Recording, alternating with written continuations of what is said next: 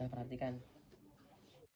Jadi ini kisah seorang yang sudah berhasil, atau mungkin kalau secara agama dia jadi ulama besar, kalau secara ilmu cita-cita dia menjadi seorang, mungkin ada yang dokter, ada yang polisi. Bagaimana dia memperlakukan seorang gurunya yang dulu waktu TK dia mengenalkan angka, huruf, benda-benda, waktu SD, waktu SMP, waktu SMA sampai perkuliahan, bagaimana dia memperlakukan gurunya.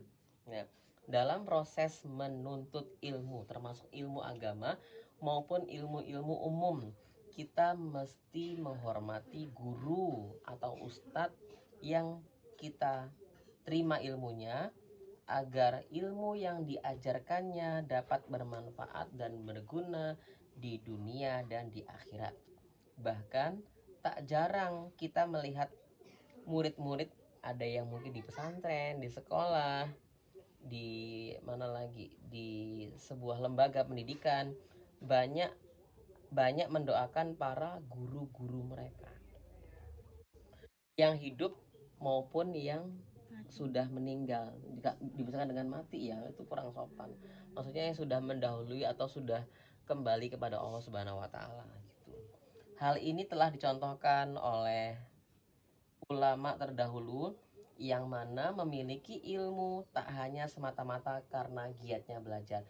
Kita itu punya ilmu bukan karena semata-mata karena rajin belajar, pagi, siang, malam ke sekolah jam 7 pulang jam 3 sore dan terusnya. Namun karena berkah yang Allah turunkan kepada para ustadz, kepada para guru, kepada para pendidik, kepada para mentor, tutor, dan lain sebagainya. Dari kita TK sampai kita perguruan tinggi, ada yang sampai pasca sarjana dan seterusnya. Bagaimana dikutip oleh Syekh Abdul Fattah Abu Ghuddah dalam haisiyahnya atas kitab Risalatul Mustarsyidin karya Al-Haris Al-Muhasibi dari kitab Faidul Qadir. Qala Rasulullah sallallahu alaihi wasallam tawadu'u liman ta'allamuna min. Rasulullah sallallahu alaihi wasallam bersabda, rendah hatilah kepada orang yang mengajarkan kalian. Rendah hatilah kepada guru. Rendah hatilah kepada ustadz. Rendah hatilah kepada tutor, kepada guru. Saya ada guru les, kepada orang tua, terutama kepada guru, karena materi kita adalah berhubungan dengan guru. Al-Munawi menambahkan penjelasan hadis di atas, sungguh ilmu tidak didapatkan kecuali dengan rendah hati dan mendengarkan,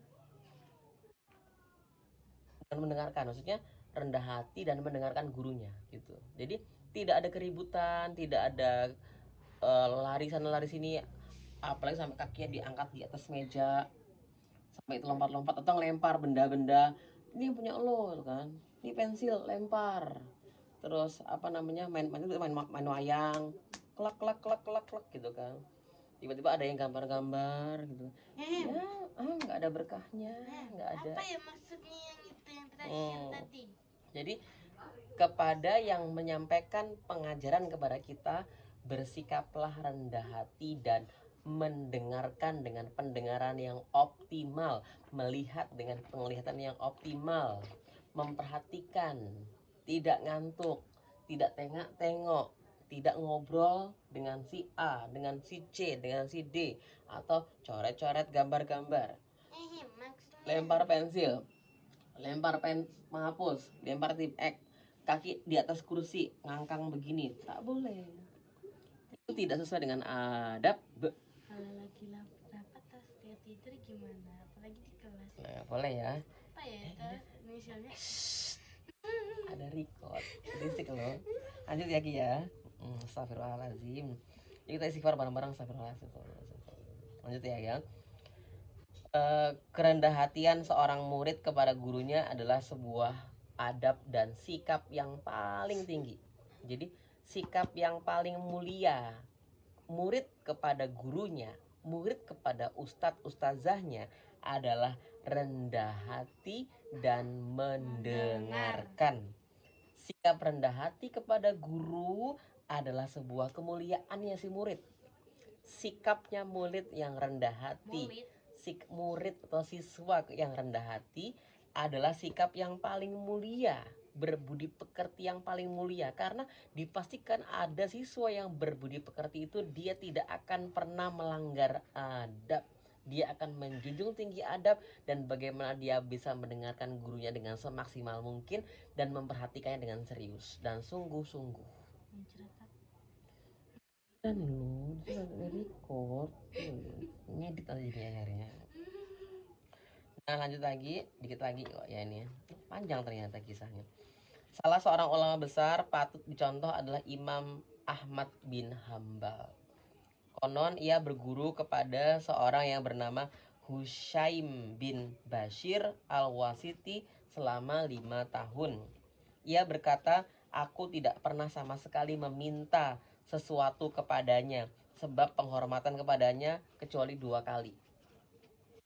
Diceritakan pula bahwa Imam Asy-Syafi'i setiap kali memegang lembaran kertas kitab, ia memegang dengan lembut dan hati-hati agar tidak menimbulkan suara. Jadi sampai buka buku itu nggak kemeriak gitu loh mbak. Sampai buka tas itu nggak, nah kayak itu. Kadang tuh kan kita mau nyiapin pembelajaran, nyiapin buku, ngambil di tas dia, itu berisik yang tadi dong, kreng, kreng, kreng, kreng, kreng gitu kan. Ramenya luar biasa. Padahal Imam Syafi'i itu sangat berhati-hati di dalam kelas, sehingga dia mengambil dan minimal dia membolak-balik buku sampai nggak kedengeran.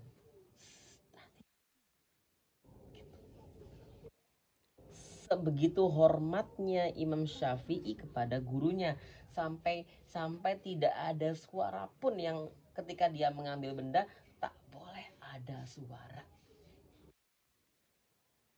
Kemudian begitu pula dengan muridnya Imam Asy-Syafi'i, Ar-Rabi bin Sulaiman, yang mengatakan, demi Allah aku tidak berani minum sedangkan Imam Syafi'i melihatku. Di depan gurunya ada siswa, dia bawa tumbler, dia minum, itu tak berada,